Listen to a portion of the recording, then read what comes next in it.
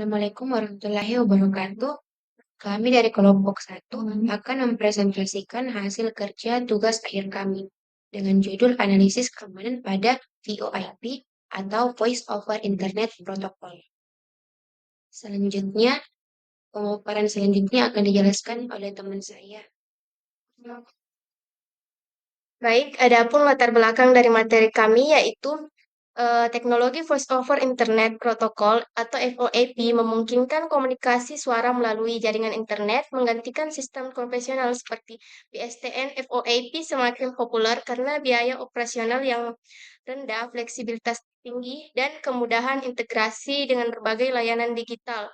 Kini, VoIP digunakan secara luas oleh individu hingga lembaga pemerintahan. Namun, karena beroperasi di jaringan terbuka, VoIP rentan terhadap berbagai serangan seperti penyadapan, spoofing, dan pembajakan sesi. Ancaman ini berisiko mengganggu layanan dan membocorkan informasi sensitif. Oleh karena itu, penting untuk menganalisis keamanan yang efektif tanpa mengorbankan kualitas komunikasi. Selanjutnya, ada metode dari penelitian kami, yaitu penelitian ini menggunakan metode studi pustaka dengan menganalisis sumber-sumber ilmiah seperti jurnal, proceeding, dan dokumen standar terkait keamanan VoIP. Proses ini dimulai dari identifikasi topik, pencarian referensi melalui database seperti Explore dan Google Scholar, serta klasifikasi berbagai berdasarkan jenis ancaman dan solusi keamanan. Referensi dipilih berdasarkan relevansi dan kelengkapan data teknis. Analisis dilakukan secara deskriptif kualitatif untuk memahami ancaman, kerentanan, dan efektivitas solusi yang telah dikaji dalam studi sebelumnya.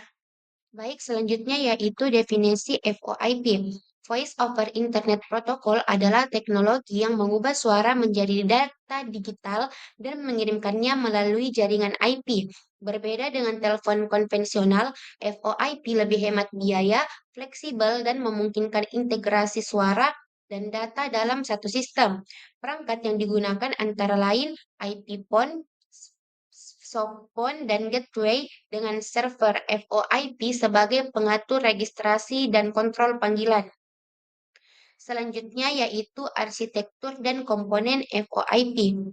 Adapun arsitekturnya yaitu satu, endpoint IP phone atau perangkat keras dan softphone sebagai perangkat lunak sebagai titik akhir komunikasi. Yang kedua ada SIP server yaitu untuk mengelola registrasi, routing panggilan, sesi, dan autentikasi. Dengan contoh arsitek eh, FreeVBX dan 3CX. Yang ketiga ada media gateway. Gunanya yaitu untuk menghubungkan jaringan VoIP dengan PSTN atau ISDN dan mengkonversi format sinyal.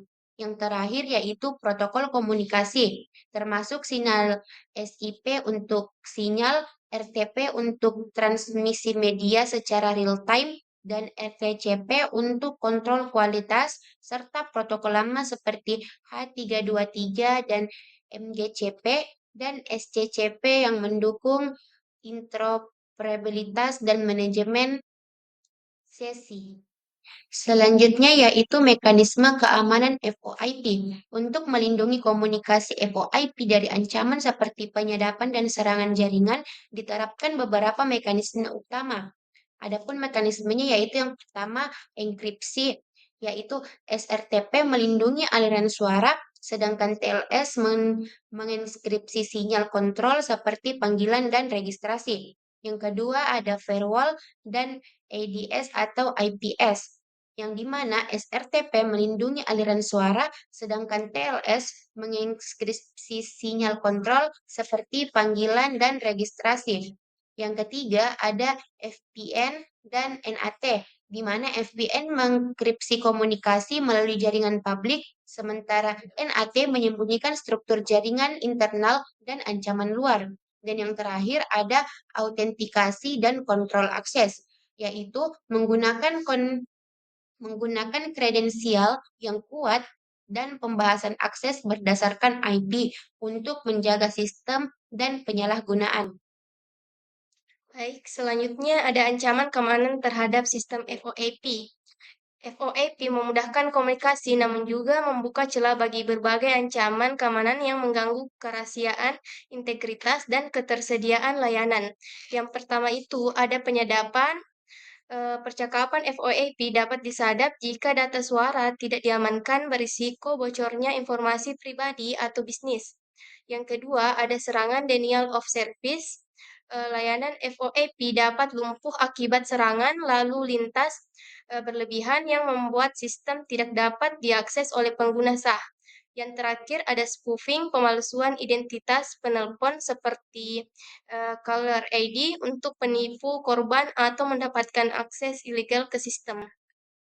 Adapun hasil dan pembahasan da- Adapun hasil dan pembahasan penelitian kami, yang pertama, penelitian ini menunjukkan bahwa FOAP menghadapi tantangan signifikasi dalam aspek kerahasiaan, integritas, dan ketersediaan komunikasi suara. Yang kedua, arsitektur FOAP terdiri atas berbagai komponen seperti endpoint, server SIP, media gateway, dan jaringan AP publik. Yang terakhir, karena sistem ini terbuka dan kompleks, setiap komponen berpotensi menjadi titik serangan dan harus diamankan secara menyeluruh. Adapun di sebelah kanan ada gambar komponen dan titik kerentanan dalam sistem FOAP. Yang pertama itu ada endpoint seperti IP phone dan soft phone rentan terhadap malware dan spoofing terutama karena koneksi langsung ke jaringan publik. Yang kedua itu ada server SIP menjadi target utama serangan DOS karena perannya yang vi- yang vital dalam pengelolaan sesi komunikasi. Yang ketiga ada media gateway sebagai pendukung ke jaringan telepon tradisional dapat disusupi jika konfigurasinya tidak aman. Yang terakhir ada aliran RTP membawa data suara dan target inskripsi yang tanpa inskripsi sangat mudah disadap oleh pihak tidak sah.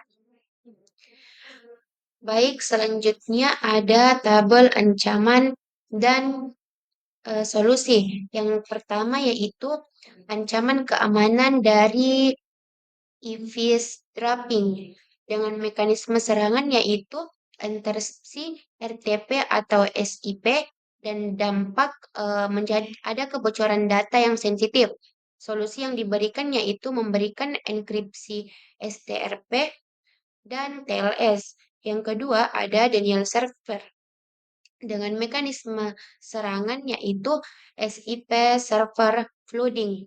Dan dampak yang diberikan yaitu gangguan layanan downtime dengan solusi teknologi yaitu memberikan IDS atau EPS firewall adaptive. Yang ketiga ada spoofing. Adapun mekanisme serangannya yaitu pemalsuan identitas pengguna. Adapun dampaknya yaitu penipuan rekayasa sosial. Selanjutnya yaitu solusi teknologi yang diberikan yaitu STIR atau SHA-CAN, autentikasi dua faktor. Yang keempat ada season hijacking. Adapun mekanisme serangannya yaitu interupsi seksi aktif dengan dampak akses tidak sah, manipulasi data. Adapun solusi yang diberikan yaitu nonce dan token sesi. Yang terakhir ada NAT reversal. Adapun mekanisme gangguannya yaitu gangguan komunikasi antar NAT dengan dampak kehilangan paket. Solusi yang diberikan yaitu memberikan STUN. Adapun dampak solusi terhadap kinerja. Nah, dampak implementasi SRTP terhadap latensi. Yang pertama yaitu secure RTP, di mana digunakan untuk mengenkripsi dan mengamankan komunikasi suara dalam FOIP. Yang kedua yaitu proses enkripsi ini membutuhkan waktu tambahan yang menyebabkan peningkatan latensi sekitar 12 sampai 20 milidetik. Yang terakhir yaitu meskipun begitu menurut standar ITU P G114 Latensi hingga 150 milidetik masih dapat diterima untuk komunikasi satu arah secara real time.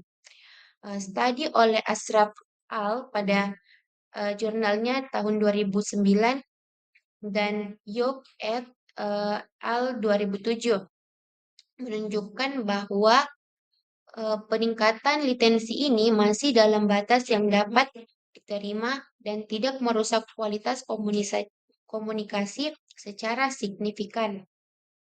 Selanjutnya yaitu pengaruh aktivitas SRTP terhadap latensi komunikasi VoIP. Nah, di samping ada grafik ini menunjukkan bahwa aktivasi SRTP menyebabkan peningkatan latensi dalam komunikasi suara. Nah, adapun rata-rata penambahan latensi adalah 12-20 milidetik per panggilan. Yang terakhir yaitu meskipun meningkat, total latensi tetap di bawah 150 milidetik, yaitu batas maksimal yang masih dapat diterima untuk komunikasi real time berdasarkan standar I2U TG114.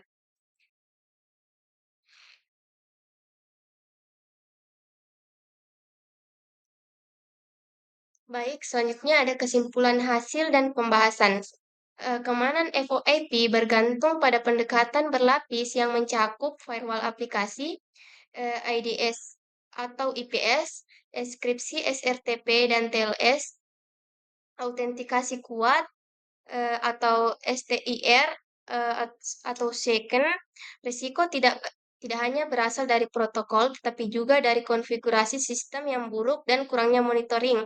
Perlu menyeimbangkan keamanan dan kualitas layanan untuk memastikan komunikasi aman tanpa mengorbankan kenyamanan pengguna. Selanjutnya ada kesimpulan dari materi kami. Sebagai kesimpulan, studi ini menekankan bahwa meskipun FOAP menawarkan efisiensi biaya, fleksibilitas, dan integrasi digital, namun juga menghadapi risiko keamanan seperti penyadapan, DOS, dan spoofing, perlindungan melalui enkripsi, SRTP dan TLS, firewall, IDS atau IPS, dan autentikasi kuat sangat diperlukan. Tantangan utama sering berasal dari konfigurasi yang buruk, bukan protokolnya. Karena itu, strategi keamanan berlapis yang seimbang dengan kualitas layanan QoS penting untuk menjamin komunikasi yang aman dan andal di masa depan. Baik, itulah pemaparan hasil dari tugas akhir kami. Kurang dan lebihnya mohon dimaafkan. Wassalamualaikum warahmatullahi wabarakatuh.